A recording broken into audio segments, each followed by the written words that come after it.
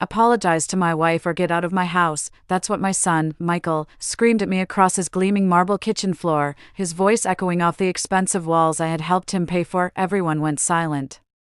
His wife, Clara, stood behind him, arms folded, smirking as if she had just won some invisible battle. My hands were trembling, but not from fear.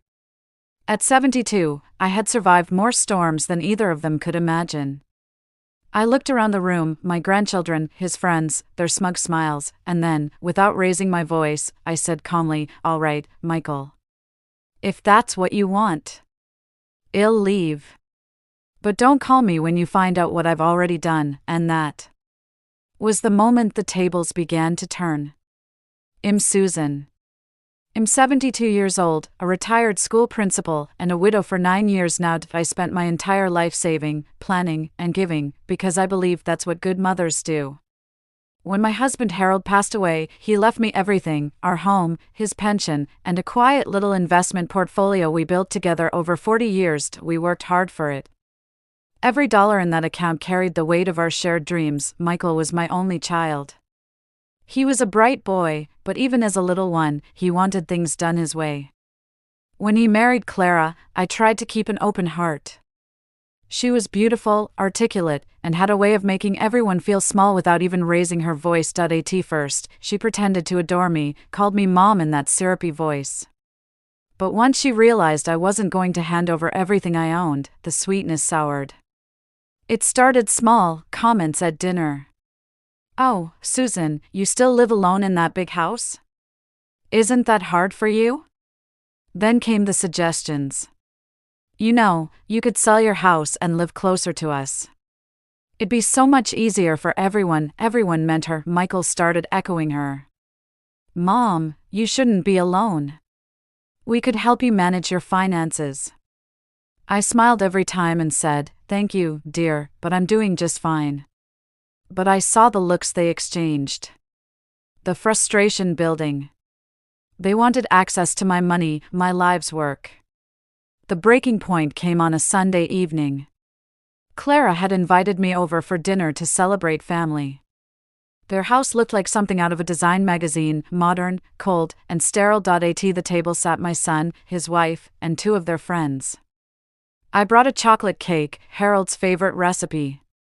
When I placed it on the counter, Clara wrinkled her nose. "Oh, Susan, we don't really eat sugar anymore," she said. "But thanks, I guess," her friends giggled. Michael didn't defend me.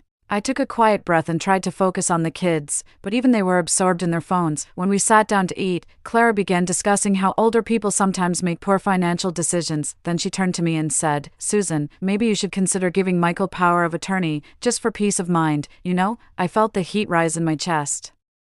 Peace of mind for whom? I asked softly. The air froze. Michael's fork clattered onto his plate. "Mom, she's just looking out for you." I looked at him, my son, my only child, and said, "No, Michael. She's looking through me." "There's a difference." That's when Clara's mask dropped. "Maybe it's time you stopped being so controlling," she snapped. "You've had your turn. Let your son take care of things." I laughed quietly. "You mean take them," and then, it happened. Michael slammed his hand on the table and yelled, "Apologize to my wife or get out of my house." The silence that followed was deafening. I stood up. My knees ached, but my heart was steady. I looked at my son, the man I raised, and said, "All right, Michael. I'll go." Everyone thought that was the end. That I'd walk away defeated, but as I reached the door, I turned back and said, "I hope you both enjoy this house. It won't be yours for long." Clara's smirk faltered. Michael frowned. "What's that supposed to mean?" I just smiled. "You'll find out soon enough." See, years ago, after Harold died, I had quietly rewritten my will. I also bought 2 small rental properties under a trust name, not in mine. The house Michael was living in? I owned it. He didn't know. He thought I had gifted it to him when I helped with the down payment years ago. But the deed, the title, and the mortgage, all were in my name through a trust one managed, and guess what else? He and Clara had been late on their agreed-upon rent payments for months. They thought I'd forgotten. I hadn't. The next morning, I called my attorney, Martin. Had been Harold's friend for decades, discreet, loyal, and sharp as ever. Martin, I said, it's time. He chuckled softly. Finally decided to pull the curtain back. Susan? Oh yes, I said. They wanted control. Let's see how they handle it. Within 2 weeks, official letters were sent, rent default notices, eviction procedures, and documentation showing the trust's ownership. I didn't even need to lift a finger, but I made sure the letter was delivered on the morning of Clara's birthday brunch. I can only imagine the scene, Clara in her expensive dress, guests arriving. When the courier hands her a thick envelope addressed to Mr. and Mrs. Michael Tanner. By the time I received the first furious call from my son, I was sipping tea on my porch, surrounded by roses Harold planted decades ago. Mom. What the hell is this? He shouted through the phone. Oh, I said sweetly, you mean the legal notice? Just business, Michael. You're 3 months behind on payments. He sputtered. Payments?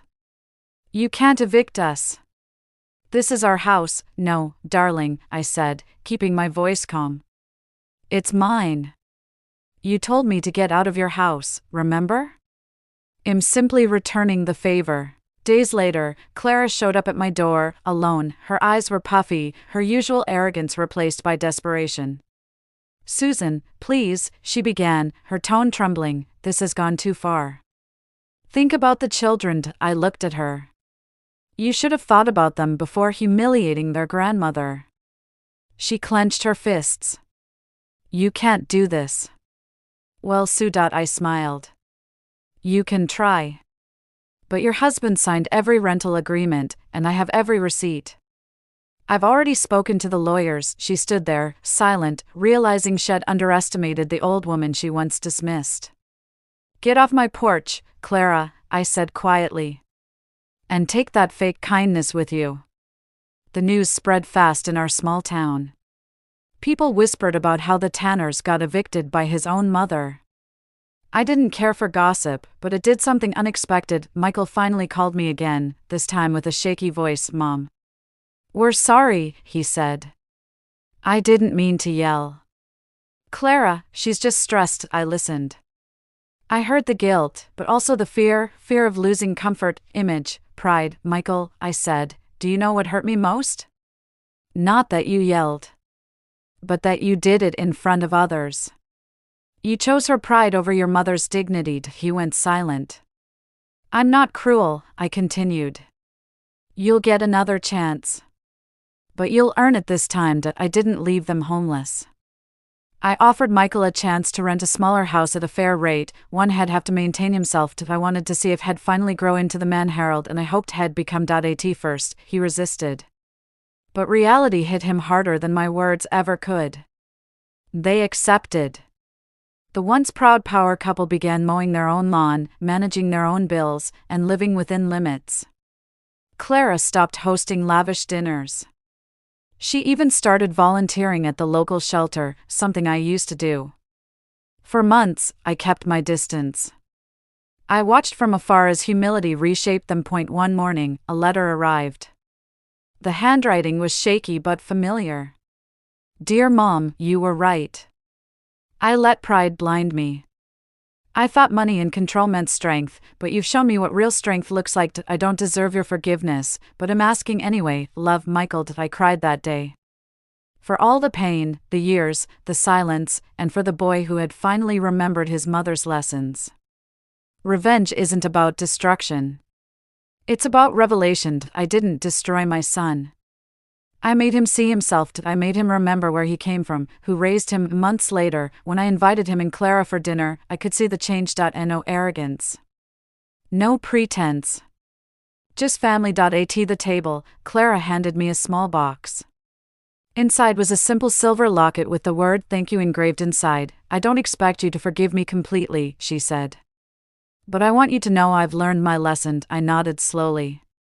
You both have. And that's all I ever wanted. Now, when I walk through my garden, I feel Harold beside me, proud, smiling. I look at my son's family, humbled, whole again. Sometimes people mistake kindness for weakness. They think age dulls the mind or softens the heart. But I've learned that silence is power, and calmness is the sharpest form of revenge. So, when my son yelled, "Apologize to my wife or get out of my house," I did get out, but I took the ground with me, and that, my dear, was the day they learned never to underestimate an old woman named Susan. Respect is not inherited, it's earned. And a mother's calm can be the most powerful storm you'll ever face.